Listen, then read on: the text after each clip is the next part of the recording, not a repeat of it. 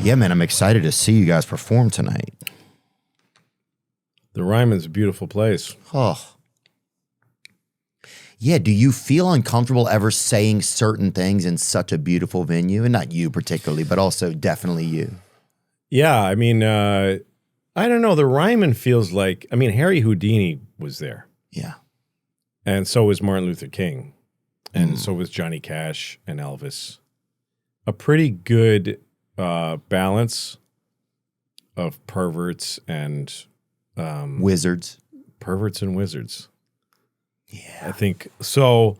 I feel okay Yeah. about talking about bad stuff that you shouldn't talk about. There's places like a symphony space, you know, when you do like one of those where it's like really hallowed and there's like, you know, should be a guy in a tuxedo playing a cello. Yeah, there should be like the maitre d' of instruments or whatever that guy's called. What's it? Yeah, the maitre d' of instruments, like a conductor. The leader, yeah. Yeah, when you have those guys and then I'm on there and I'm talking about the hair on the tip of my cock. Yeah. Oh, yeah. But then again, I sold the tickets. It's just a bunch of seats. Yeah. But it is, though, you get into some venue, you're like, oh, this isn't it. Or I had to do a church once. This man invited me, and I don't want to say he was a pervert or whatever. Or I don't want to say he seemed like somebody who was willing to touch somebody that was probably young. He's willing to touch somebody who's maybe probably young? Yeah. That's borderline. Okay. So He's willing. Right, he was willing to. I'm not going to say he was. Right. If somebody was like, hey, this kid's dick is bleeding. Yeah. Anybody, we all feel kind of weird about applying pressure. He'd be like, I'm willing. Yeah. Right? Yeah. Yeah. That kind of guy, like an EMT for small cocks, you know, like that. You know what I'm talking Shot his hand up a little too quick on that question. Yeah. I mean, I just would. Yeah. Yeah. Okay. Like having a couple small tourniquets in his pocket, you know? He's equipped. But yeah, so that guy invited me to do a show, and it was in like Laughlin, Nevada or something out in the middle of the desert. And it was at a church. Okay. And he was a church man. And he was like a pastor or a leader of a church. We get there and I was like, oh man, this guy had only seen one of my bits, and it was just more of a safe bit. It just had nothing edgy in it. Right. And I got into the stuff, and you could see a man get up with his family and just, I mean, he was leaving the show. He was leaving the church, though, too. You could see. Oh, no. I felt horrible. And I kept looking at him in the back, and he's trying to be supportive. And I was like, don't support me. I was like, this shouldn't be happening, you know? You felt that way? I like did. You shouldn't have been doing it? Yeah, but I couldn't all I had was my material. I could do some riffing. But it's also in a church. The lights were all on. But yeah, some venues, it's just a little. Yeah, it's funny. I used to be more defiant. I used to feel more like, you know, hey man, this is what right. Fuck you. But I feel less that way. I'm not going to change what I do. Yeah. But I don't want to upset anybody. I'm not trying to. Yeah. But I'm not as I'm not as like, we'll show them. I was talking about something on stage recently, and somebody in the balcony yelled, got angry. And I said, what's wrong? And this person, I don't remember what the bit was, but they were like, that's not cool, man. And I said, are you offended by what I said? They said, yeah. And I just said, I'm really sorry. Like I had never done that before. I was just like, I'm really sorry. Yeah. Anyway, I'm going to keep doing it. Yeah. Yeah, we got to keep going. You got to keep going. Yeah. I did a club in Florida down in Key West. Oh, yeah. And it's I love the guy who runs it, this guy Tom, and it's a fun club. But a lot of the crowd is like people that are on a cruise, and they jump off, and they had no context for what I was like getting pure silence on some stuff. Oh. And at some point I just said, listen, I just want you to know I'm not trying to upset you. Oh, yeah. I just want you to know that this is all, I don't have another way to go. Right. This isn't me antagonizing you. This is just you and I are very different. Yeah. And if you could try to open your heart a little bit, I'm opening up to you, but I can't like invent jokes for you right now. Wow. And they are like, okay. And I could see these sort of old people in pink and coral blue shirts Going like, all right, we'll try a little harder. Yeah. Because at first they just thought, well, he's sometimes if somebody's upsetting you, you think they want to. Right. But sometimes it's just that they're just being what they are. And if you can know that, I think it helps. Oh, well, even as you're saying that, it makes me think like even when I was a kid, if my mom would have every now and then, like I know I bring that back things to childhood all the time. Yeah. But it's like, or if a parent would every now and be like, hey, I know this is not good. I know this sucks for you. Right. And I know everything we're doing here is really, it's a Barnum and Bailey. Yeah. It's a real shit circus. I've tried to say that to my... But that's all we got. Like, I don't trust people that will say... I think if somebody won't say... Some people won't say fat, right? Or they won't say the F word about gay folks. And you know gay what it Fs. is. Huh? Gay Fs. Gay Fs, yeah. Not gay folks. You mean the folks is the F word, right? No, I'm saying... Yeah. Some people won't say, and I'll say it really fast because some people don't like hearing it. That got right by the people that don't. Yeah. They weren't. They were doing something else. Well, some of them, yeah. It's like you could have looked away. You could have been driving and looking out of the street. Yeah. Before you know it, it's gone. But some people will say the N word, but won't say that word. That's what I don't get. It's like, yeah. How do you even get that you won't say the N word, but you will say the F word, or that you won't say which way? Some people won't say the F word. Yeah. But they'll say the N word. Really? Who's that? What group is that? That to me is race. That's racist. It's like, yeah. If you have a general sensitivity about like, well, I just don't want, some of these words have gotten too hard to use. Yeah. I used to say all of them. Yeah. But I don't now because it just has a different effect. Yeah.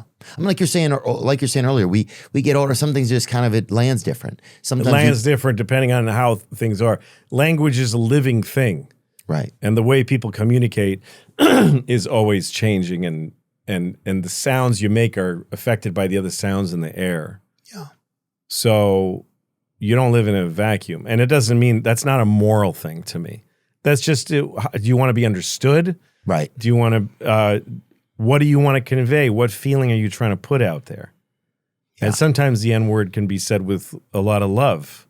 It can also be said with humor or just experimental confusion. But at a time where there's like certain things that got tightened up, it doesn't have that effect anymore. So yeah. So make an adjustment. It's interesting, I think, because and also it's by generation. It's like some people may accept a 15-year-old half Mexican kid saying it, but some people might not accept a 50-year-old half Mexican kid. That's saying right.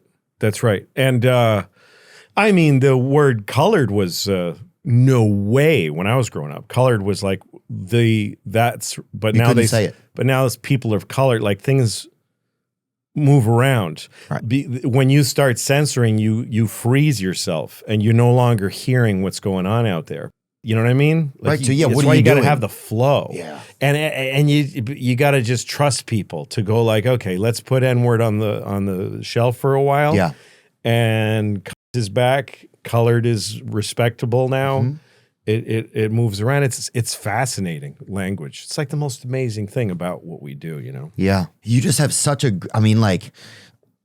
you're so good at like, you're like the guy who's like, say like your feelings and everything was like a cave or whatever. And everybody's at the top and they're like, we can't go in there, you know? And they're not even, there's like one brave Mexican guy who's like selling fucking snow cones or something, but not a lot. But at the mouth of the cave? At the mouth, yeah, but it's close. It's no abierto. No abierto. Yeah. And he says that. Yeah, no abierto. But you want a snow cone? That's it, right? So look, because it's 50 centavos para un snow cone. Yeah. Pero eso no es abierto, amigo. No pase. Yeah. But then you walk up and you have like your fucking spelunking gear and shit. You're like, who the fuck is this psychopath? But you're like, I'll be back. And people are like, what? You can't go in there. Look at all the signs. There's like a million signs. You're like, no. I've been in here. I spent a lot of time in here. I left something down there. You know? I left a favorite pack of bubble gum down there. That's right.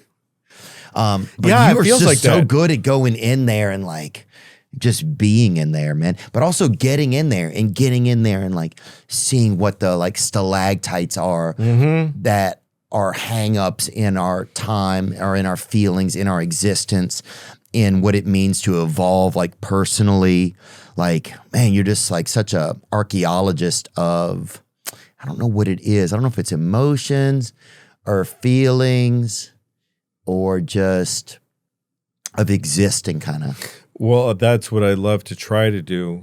What you're describing is what I try to do on stage. I've never heard it that way, but that's what it does feel like is being a guy, bringing people to these places and going, it's okay.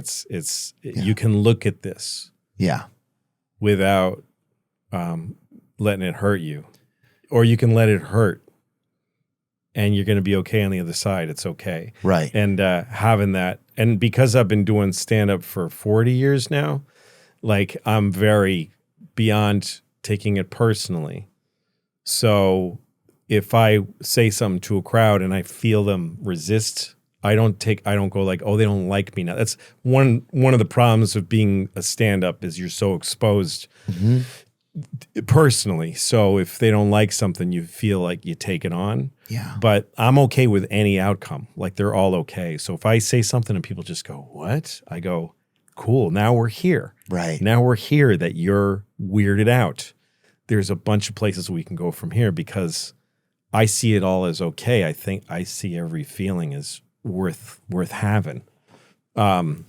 Especially if you don't, like I kind of came up with this new idea in my life recently, which is that your feelings are like fire and you warm yourself by them. You sit by the fire of the feeling. You don't get in it and let it burn you, but you also don't go away because it's hot. You don't go away from it and then you're cold out there and there's no light. Just sit and just let it, you know what I mean? Yeah. So I'm trying to get better at that. I think a lot of early in life I was more brutal about like, yeah, look at this shit. This is fucked up. Look at this shit. Yeah. And that's just kind of messy.